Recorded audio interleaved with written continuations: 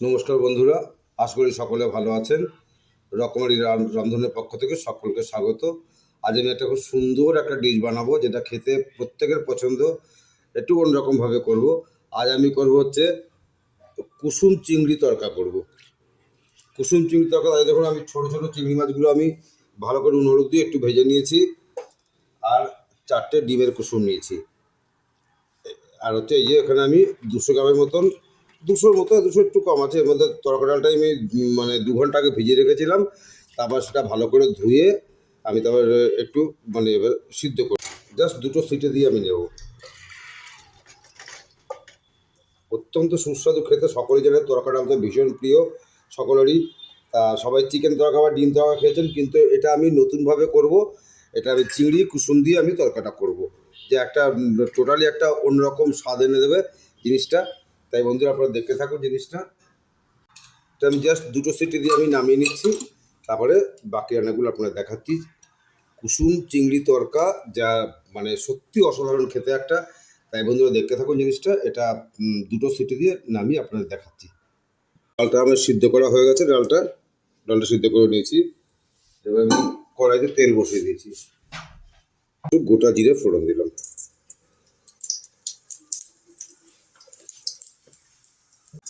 পেঁয়াজ কুচিয়ে দিয়েছি। কুচনো পেঁয়াজটা আমি এর মধ্যে দিয়ে দিচ্ছি। পেঁয়াজ বাটা ওটা দিয়ে দিচ্ছি। হচ্ছে টমেটো, আদা আর রসুনটা বেটে নিয়েছি। একটা ছোটো মাঝারি সাইজের ছোটো টমেটো নিয়েছি, আর 12-13 কোয়া রসুন নিয়েছি, আর 1 কেজি পরিমাণ আদা নিয়েছি। তাদের মধ্যে আমি জিরে ধনে মিলে 1 চামচ দিয়েছি, তার সঙ্গে 4টে কাঁচা লঙ্কা দিয়েছি। 4টে কাঁচা লঙ্কা আর ধনে জিরে মিলে 1 চামচ দিয়ে এটা বেটে নিয়েছি শিলনোড়াতে। ঝালটা কিন্তু আপনারা আপনাদের আন্দাজ মতো দেবেন।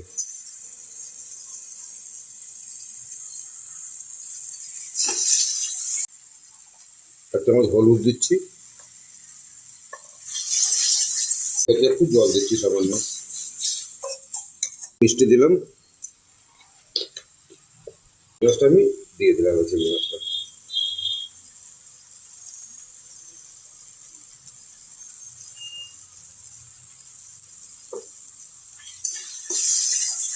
চিংড়ি মাছের ধোকা অসাধারণ খেতে লাগে বন্ধুরা, আপনারা অবশ্যই করে করবেন, দেখবেন সত্যি খুব ভালো লাগবে। নতুনত্ব রান্না একটা। এবার আমি ডালটা সিদ্ধ করে যাবো, ডালটা আবার দিয়ে দিচ্ছি এর মধ্যে।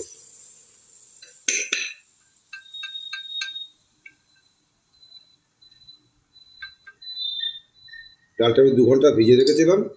তারপরে ভালো করে ধুয়ে জল ঝরিয়ে তারপরে ধুয়ে তারপরে সিদ্ধ করে দিয়েছিলাম। 2টো সিটি দিয়েছি মাত্র।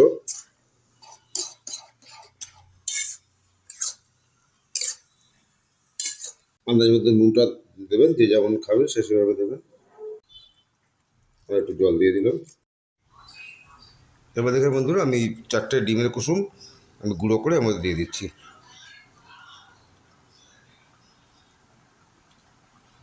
অপূর্ব স্বাদের বন্ধু, আপনারা অবশ্যই করে করবেন, করে কেমন লাগলো আমাকে জানাবেন। ভালো লাগুক মন্দ লাগুক সব রকম কমেন্টই কিন্তু করবেন বন্ধুরা, তাতে করে আমি বেশি খুশি হব। খারাপ লাগলেও বলবেন, ভালো লাগলেও বলবেন।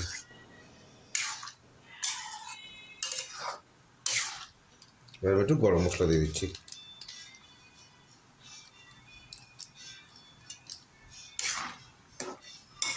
মোটামুটি আমার সব কিছু দেওয়া আছে, প্রায় হয়েও গেছে, আর বেশি বাকি নেই।